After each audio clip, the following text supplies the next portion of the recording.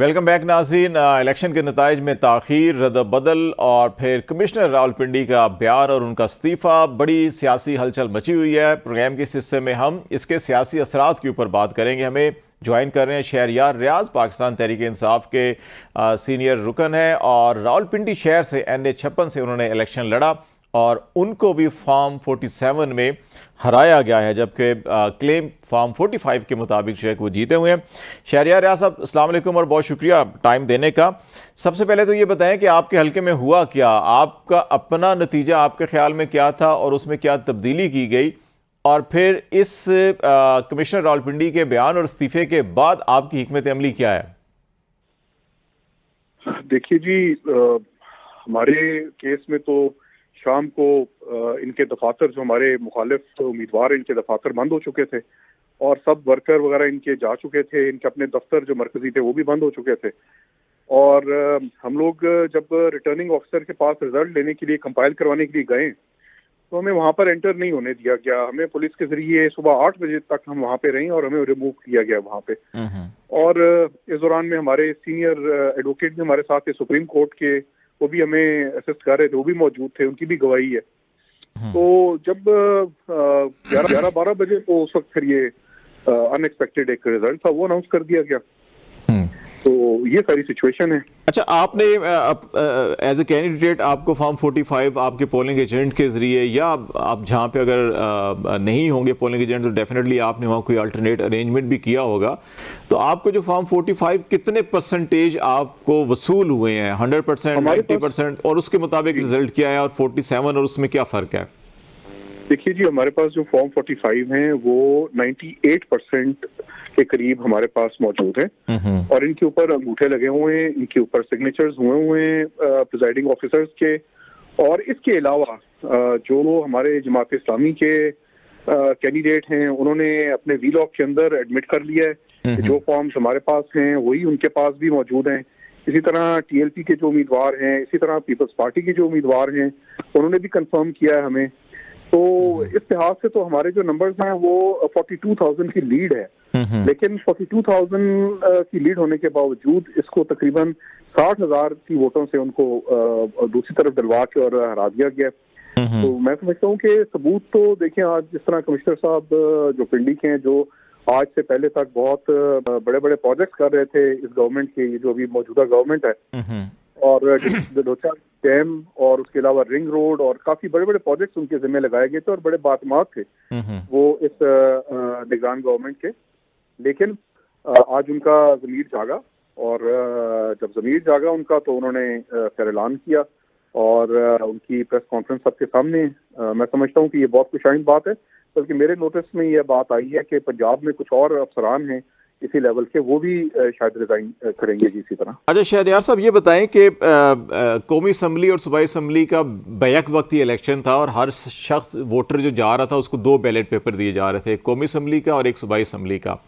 ये कितना मार्जिन होता है कि एरर ऑफ मार्जिन या बैलेट पेपर ज़ाया होने का, कि ये फ़र्क आ सकता है? क्योंकि अगर रावलपिंडी डिवीज़न को हम देखें, मैंने आज सारे ये देखा है कि इसमें 13 कौमी असम्बली और 26 सूबाई असम्बली की नशिस्तें हैं पिंडी डिवीजन में, लेकिन कौमी असम्बली और सूबाई असम्बली में जो डाले गए वोट हैं उसमें बड़ा फ़र्क है। वो ऑलमोस्ट 1.5 लाख का फ़र्क है। कौमी असम्बली में 37,39,000 वोट डले हैं और सूबाई असम्बली के 26 हल्कों में 35,98,000। तो ये 1,41,000 वोटों का फ़र्क है।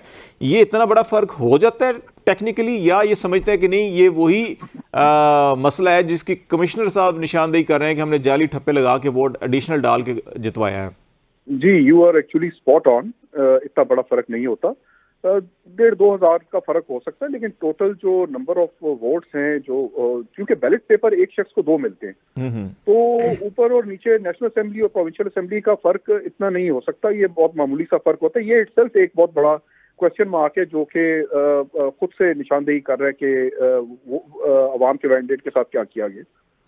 अच्छा, इसमें एक और बड़ी इंटरेस्टिंग चीज़ है, मैं क्योंकि आपको याद होगा NA-55 का 9 फरवरी को एक फॉर्म 47 जारी किया गया था, फिर 11 फरवरी को एक दोबारा जारी किया गया। तो ये एक फ़र्क जो नज़र आ रहा है हमें यहाँ पे, टेक्निकली जो फॉल्ट हुआ, ये रावलपिंडी कैंट का हल्का NA-55 9 फरवरी को जो वहाँ पे नतीजा जारी किया गया था, तो उस वक़्त जो वोटों का फ़र्क था वो कोई तकरीबन 60-61 हज़ार कौमी असम्बली और उसके नीचे जो 2 सूबाई हल्के हैं उनमें फ़र्क था। तो उस फ़र्क को पूरा करते हुए फॉर्म 47 11 फरवरी को दोबारा जारी किया गया, जिसमें कुछ 6135 वोटों का फ़र्क है।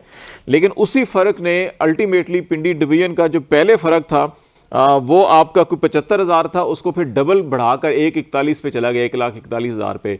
तो आपके हल्के में भी कोई फ़र्क है या यहाँ पे वोट एक जैसे थे? देखें जी, ये जिस तरह कहते हैं ना कि झूठ का सर पैर नहीं होता, तो जब ये नंबर्स को तब्दील किया गया तो फिर उस तब्दील करने के दौरान जो मैथमेटिक्स हैं, ज़ाहिर है ये मैथमेटिक्स का सारा कमाल इन्होंने करने की कोशिश की है, लेकिन वो मैच नहीं कर पाए जी।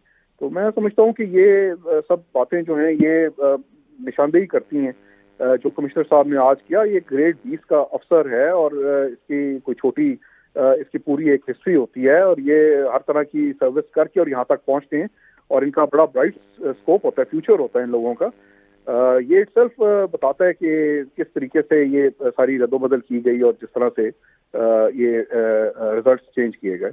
इलेक्शन सारे प्रोसेस को हम देखें अगर फ्रॉम डे फर्स्ट सूबाई चीफ इलेक्शन कमिश्नर जो ख़त लिखा था, बड़ा अलार्मिंग ख़त था वो, लेकिन उसके ऊपर शायद इतना खातर खा कोई इकदाम नहीं लिए गए, जिसके बाद अब हालात यहाँ तक पहुँचे हैं। अभी आपने इलेक्शन कमीशन से भी रिव्यू किया, पिटिशन फाइल की, लेकिन वहाँ तो नोटिफिकेशन इसका आपका फॉर्म 49 और गजट नोटिफिकेशन भी जो है वो हो चुका है। अब आप हाई कोर्ट या इलेक्शन ट्रिब्यूनल, आपके पास 2 ही ऑप्शन है, तो वहाँ पे अभी आपकी क्या हिकमत अमली होगी? इंडिविजुअली आप सारे कर रहे हैं या एज ए पार्टी भी आप इसके ऊपर कोई मजमूई पिटिशन फाइल करना चाहते हैं? और ख़ास तौर के ऊपर इस इस्तीफे के बाद जो सूरत हाल है वो कितनी आपके लिए साजगार होगी? जी, इस सिलसिले में हम कल हमारी मीटिंग है और हम अपने जो लीगल असिस्टेंस है हमारी, उसकी मदद ले रहे हैं और लीगल टीम जो है हमारी वो बैठ रही है कल, और फिर हम फैसला करेंगे कि हमने ट्रिब्यूनल में जाना है या हाई कोर्ट में जाना है। ये कल हमारी मीटिंग है, उसमें सामने आएगा। ये मेरी अपनी जो अपने हल्के की मैं बात कर रहा हूँ, NA56 की।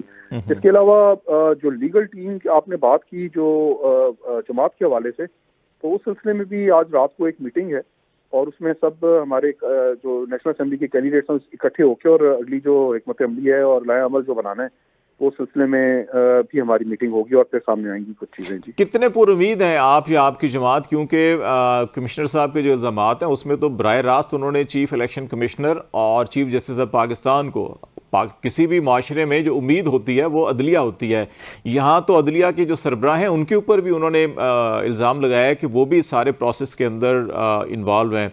चीफ जस्टिस साहब का अगरचे बयान आया है कि नहीं ऐसा नहीं है, ये महज इल्ज़ाम है, कल कोई भी खड़ा होकर कोई और इल्ज़ाम लगाए, अगर इल्ज़ाम है तो फिर सबूत भी लेकर सामने आए। तो आप कितने होपफुल हैं कि आपको इलेक्शन कमीशन से तो मामला गजट नोटिफिकेशन हो चुका, वहाँ तो उम्मीद ख़त्म हो गई, अदलिया से कितनी उम्मीद है कि वहाँ से आपको इंसाफ मिल सकता है?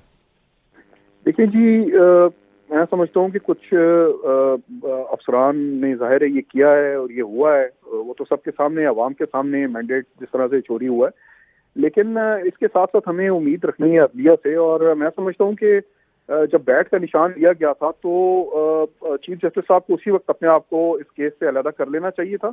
और अब तो फैसला आ चुका है, उसको कानूनी तौर पे हम क्रिटिक भी कर सकते हैं, उसके ऊपर क्रिटिसाइज कर सकते हैं। मेरे ख्याल में वो फैसला बहुत गलत फैसला था, लेकिन बहरहाल हमने कानून की पाबंदी की और उसके बाद हमने आज़ाद इलेक्शन लड़े और अवाम के ऊपर तो आफरीन है जिसने निशानों को रिकग्नाइज किया और उनको फिर ट्रांसमिट किया वोट की सूरत में। अब मैं इसके साथ ये भी बताना चाहूँगा कि मेरी रिट पिटिशन जो हैं हाई कोर्ट में इलेक्शन से पहले भी मौजूद हैं, जिसमें जो हमारे वर्करों के साथ ज्यादतियाँ की जा रही थी, जिस तरह PTI के वर्करों के साथ उनके घरों के ऊपर रेड हो रही थी, मैंने ये सब बातें ऑन रिकॉर्ड हाई कोर्ट के अंदर लेके आया था मैं, और उन्होंने डायरेक्ट किया था इलेक्शन कमीशन ऑफ पाकिस्तान को कि वो इसके ऊपर काम करें, और डायरेक्ट CPO को भी इंस्ट्रक्शंस आई थी। लेकिन बहरहाल वो वक्त गुजर गया। मैं सलाम पेश करता हूँ वो आवाम को जी, जिसने मैंडेट दिया, भरपूर दिया, उन्होंने वोटें डाली और उन्होंने हमें कामयाबी से हमकिनार किया। चलो, बहुत शुक्रिया शहरयार रियाज साहब, रावलपिंडी से पाकिस्तान तहरीक इंसान और NA56 से कैंडिडेट भी थे, हमारे साथ बातचीत कर रहे थे कि इस सारी सूरत हाल के सियासी असरात क्या होंगे। आज तक के लिए इतना ही। खालिद जमील को इजाज़त दीजिए। अल्लाह हाफिज़।